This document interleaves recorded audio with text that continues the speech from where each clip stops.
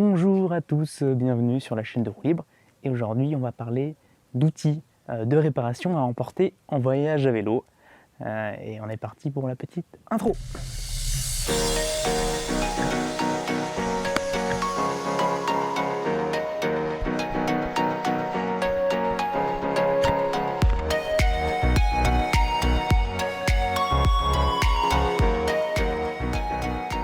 Alors, comme je vous le disais dans l'intro, on va parler d'outils de réparation qu'on peut emmener en voyage à vélo. Alors avant de parler outils, on va parler casse.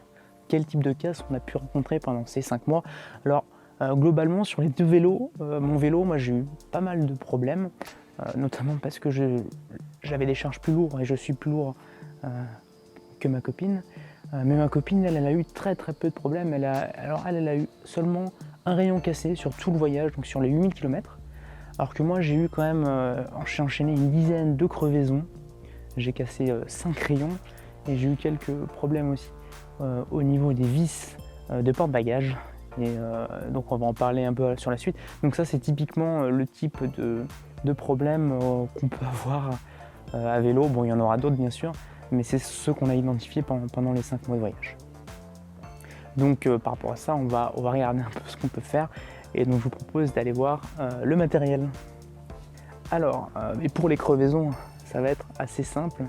Ce qu'il faut faire, déjà de une, c'est d'avoir toujours une chambre à air minimum de rechange. N'en prenez pas trop, nous on était deux, donc on avait pris 2 chambres à air. Aussi comme on avait les mêmes vélos, plus ou moins les mêmes vélos, on était parti sur des outils de réparation qui étaient identiques et sur des pièces de rechange qui aussi étaient identiques. Donc on avait le même gabarit de pneus, les mêmes rayons, et ça c'est intéressant parce que ça permet de minimiser le nombre de pièces qu'on va emporter avec nous. Donc une chambre à air de rechange, ça c'est toujours pratique. Prenez minimum 2 démontes pneus. Bon, si vous avez des bons pneus, normalement vous n'aurez pas forcément de soucis. Mais moi j'ai eu un défaut sur mon pneu, bien qu'il ça soit un Schwalbe Marathon Plus. Et du coup j'ai crevé assez souvent avec l'usure interne. Donc en fait la chambre à air frottait à l'intérieur et ça usait la chambre à l'intérieur du pneu, et à la fin j'avais une crevaison très lente. Et donc du coup j'ai dû réparer de temps en temps. Et bon, j'ai pris quelques clous aussi, quelques crochets, voilà par rapport à ça. Au niveau des bons pneus, prenez un kit de réparation avec quelques rustines et de la colle. L'idéal en général, c'est quand on crève, si on va utiliser sa chambre à air de rechange, mais du coup pour pouvoir continuer à rouler. Et le soir, quand vous êtes tranquillement en bivouac, et bien vous pouvez réparer votre pneu avec cette rustine, et ça vous fera le prochain pneu de secours. Donc vous tournez toujours sur deux pneus, sur deux chambres à air, pardon. Et donc du coup c'est pratique. Voilà, au niveau de la réparation des pneus, les choses qui sont assez utiles à prendre, ça va être aussi une pompe. Hein. Quand on crève ou quand on veut refaire un peu la pointe, on utilise cette pompe. Alors vous pouvez prendre n'importe quel type de pompe, à savoir que en général on ne peut pas forcément monter très haut en pression, mais ça permet toujours de faire la pointe, et après vous pouvez regonfler sur une station-service ou chez un vendeur vélo, chez un vélociste par exemple. Une pièce qui est assez importante, ça va être de prendre un adaptateur Schrader Presta. Alors pourquoi prendre ça? Parce que moi j'ai du Presta, et donc tout ce qui est pneu de voiture c'est du Schrader, et si vous voulez pouvoir vous fixer sur des systèmes de voiture, des gonfleurs de voiture, ça va être hyper pratique pour pouvoir regonfler, refaire la pointe de pression si vous êtes un peu just. Alors bon, voilà, par rapport à ça. Donc ça c'était pour tout ce qui était crevaison. Maintenant on va parler du deuxième type de panne qu'on a eu beaucoup, c'était les rayons qui cassent. Alors en général ils vont casser, nous c'est ce qu'on avait plutôt, c'était côté du moyeu, soit dynamo à l'avant, soit côté de la cassette, côté du roulement. Donc ça c'est pareil, hein, quand vous êtes très chargé, surtout dans les montées, vous allez avoir tendance à forcer sur les pédales. Et ça va faire de l'effort sur la roue. Et c'est les rayons qui vont casser, donc principalement en bout ici. Donc bon, ça c'est toujours embêtant quand on est en voyage à vélo, parce qu'on n'a pas forcément tous les outils à disposition si on ne veut pas s'encombrer. Alors, quand on est côté de la cassette, il faut démonter la cassette pour le mettre. Quand on n'y est pas, c'est plus pratique, on peut glisser et tordre un rayon, ça marche en réparation. Mais quand on est côté cassette, c'est compliqué. Alors déjà, la première réparation qu'on peut faire, c'est une réparation de fortune, c'est si vous avez de la ficelle, on en parlera après dans les outils à prendre, mais vous pouvez fixer votre rayon comme ça. Ça peut tenir un petit peu, hein. Moi j'ai fait 70 km avec un rayon ficelle, et ça vous permet d'aller au prochain réparateur à vélo, au prochain réparateur de vélo, et de continuer à rouler et de ne pas être trop bloqué, quoi. Donc maintenant, au niveau des outils qu'il faut toujours prendre avec soi, moi ce que je conseille, c'est de prenez toujours 2 ou 3 rayons, ça prend pas beaucoup de place, c'est assez léger, avec vous. Ça va être indispensable si jamais vous voulez, mais du coup réparer sur la route rapidement, ça peut être utile. Ça c'est quasiment indispensable. Vérifiez bien la longueur de vos rayons. Nous on était parti avec des mauvais rayons, notre vélociste s'était trompé dans les longueurs et on a été embêté par rapport à ça. Donc si vous pouvez éviter de faire la même erreur, ne le faites pas, vérifiez bien avant de partir la longueur des rayons. Voilà. Par rapport à ça, donc qui dit rayon dit aussi clé à rayon. Pensez à prendre votre clé à rayon, ça va vous permettre de dévoiler votre roue, de revisser un rayon que vous venez d'ajouter. Ça c'est indispensable. À savoir que si vous cherchez à dévoiler votre roue, soyez patient, parce que il faut y aller tout doucement pour éviter d'empirer la situation. Et l'autre outil qui est intéressant quand on veut enlever des rayons ou changer des rayons, ça va être le démon de cassette.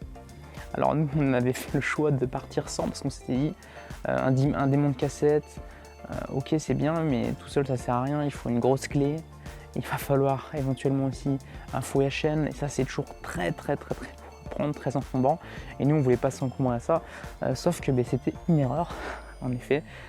Et quand j'ai cassé par exemple mon premier rayon, donc c'était au Monténégro, on s'était arrêté chez des gens qui ont bien voulu nous aider. Bon, on se retrouve qu'on avait des rayons trop courts, mais on n'avait pas de démon de cassette, et sans démon de cassette, même si vous n'avez pas les outils, quand vous êtes chez les gens, mais ils peuvent vous aider avec des chiffons, vous pouvez par exemple bloquer votre cassette pour remplacer le fouet à chaîne.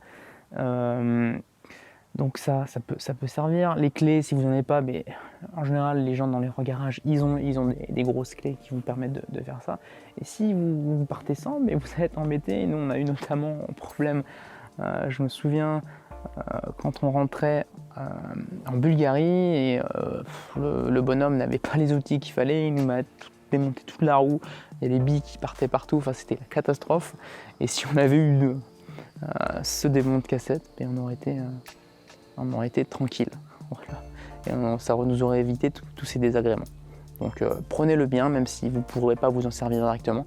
Pareil, vérifiez si ça rentre dans votre cassette, parce qu'il existe plusieurs modèles, plusieurs standards, et du coup ça serait bête de partir avec le mauvais.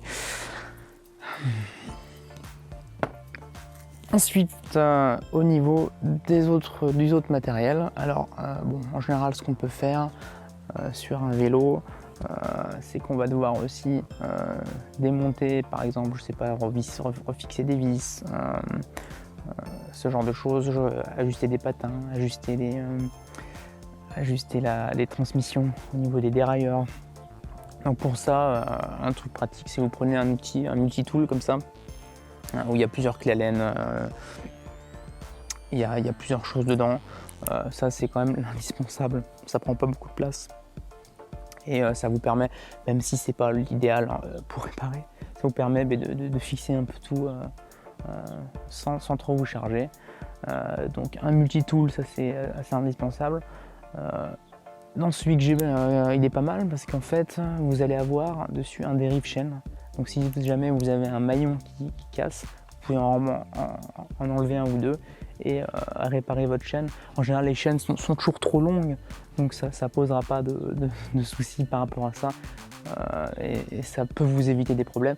Sinon, si vous n'avez pas de derrick chaîne intégré à votre multitool, vous pouvez prendre un séparé, mais comme celui-ci par exemple. Au niveau des autres outils que j'aime bien avoir sur moi, c'est la ficelle. Comme je vous le disais plus tôt, pour pouvoir éventuellement réparer des rayons. Ça peut aussi vous permettre, si vous cassez, moi j'avais cassé des vis qui s'étaient sciées dans le cadre, donc ça c'est assez embêtant. Ça vous permet aussi de refixer éventuellement en fortune le porte-bagages. Voilà, ça c'est le genre de choses à prendre. Vous pouvez prendre aussi des serre-flex, ça c'est le genre de choses aussi qui peut servir, vous en prenez quelques-uns. Une petite pince, une petite clé variable, comme ça, un peu de scotch. Ça peut toujours vous servir à faire des réparations, voilà, par-ci par-là, à la MacGyver. Donc là on a un petit peu parlé aussi de la chaîne. Ce que vous pouvez prendre aussi en voyage à vélo, c'est vous pouvez prendre de l'huile ou du lubrifiant pour pouvoir lubrifier de temps en temps votre chaîne. Alors attention aussi avec l'huile, n'en mettez pas trop. Nous c'est ce qu'on avait plutôt fait, c'est que j'en mettais de temps en temps dès que ça grinçait. Et le problème c'est que si vous nettoyez pas votre chaîne entre temps, ça va fixer du sable, ça va fixer de la poussière et vous allez avoir des problèmes d'usure. Donc votre chaîne va être très, très grasse, elle va tout absorber et elle va abîmer votre transmission. Donc nous par exemple quand on est arrivé en Bulgarie, on avait tout remplacé, enfin surtout le mien, la chaîne, la cassette et le pédalier, tellement ils avaient été usés donc par ces gravillons, ces morceaux de sable. Donc n'hésitez pas à nettoyer de temps en temps la chaîne. Aussi, si vous pouvez, alors suivant les vélos ça va dépendre, mais on était parti sur des vélos cadre aluminium, vous avez des pattes de dérailleur qui peuvent se tordre, qui peuvent se casser, et donc nous on n'a pas eu ce problème là, mais le vélociste nous disait attention, ça peut arriver et vous pouvez vous retrouver bloqué. Donc pour éviter ça, achetez-en une ou deux, enfin une ou deux si vous êtes plusieurs, mais bon ça c'est à voir. Et ça va vous permettre de réparer et d'éviter d'être bloqué plusieurs jours au même endroit en attendant que la pièce arrive. C'est toujours embêtant. Voilà, par rapport à ça, petite pièce à voir. Aussi, vous pouvez prendre, nous on n'a pas eu de casse pendant le voyage, on l'a eu après, mais c'est bien, prenez éventuellement, si vous avez de la place, un câble de frein, un câble de dérailleur. Voilà, ça peut éventuellement servir. Je ne pense pas que ce soit l'indispensable, mais pourquoi pas. Après c'est assez standard, vous pourrez en trouver facilement un peu partout. Donc à voir si vous voulez vous embêter avec ça. Ensuite je parlais des problèmes de vis. Alors moi j'ai toujours pas résolu ça, c'est étant chargé, les vis elles ont tendance à bouger légèrement, il y a de l'effort dessus, et elles vont avoir tendance à se scier ici au niveau du cadre. Comme vous pouvez le voir ici, donc j'ai un deuxième trou ici. Alors parce qu'on m'a fait un insert en plus. Quand j'avais du coup coupé dans le cadre, parce que c'est pas forcément facile à extraire après une fois que la vis est dedans. Donc ça c'est toujours intéressant, soit de changer de temps en temps ces vis, soit d'en prendre de très bonnes pour éviter ces soucis là et pour éviter que la vis parte. Moi j'ai perdu une vis ici et à l'arrière j'ai eu sur les deux côtés, j'ai eu carrément les vis qui se sont cassées quoi, dans le cadre. Et donc du coup le système ici n'était plus tenu au niveau du porte-bagages à vélo. Voilà. Donc au niveau des matériels de réparation, on a fait à peu près le tour. Si vous voulez rajouter des choses, vous pouvez rajouter par exemple des gants. Bon ça j'avais pas ça en vélo, mais c'est vrai que c'est pénible quand on a les mains toutes grasses en plein milieu, qu'on n'a pas forcément beaucoup d'eau, de savon et tout, mais ça peut être utile en voyage. Une paire de gants. Vous pouvez prendre éventuellement le fouet à chaîne. Bon, moi je partirai pas forcément avec, mais si vous pouvez, si vous voulez être autonome. Et éventuellement aussi, si vous avez peur, vous pouvez prendre des freins. Bon ça je recommande pas forcément parce que tout ce qui est V-brake c'est facile à prédire l'usure, on peut le voir, donc c'est pas forcément indispensable de partir avec. Bon voilà, je crois qu'on a fait à peu près le tour au niveau du matériel de réparation qu'on emporte en voyage. Si vous avez des questions, n'hésitez pas à m'envoyer des messages, et si la vidéo vous a plu, n'hésitez pas à commenter ou à mettre un petit j'aime. Et voilà. On se retrouve pour une prochaine vidéo prochainement, et je vous dis à bientôt.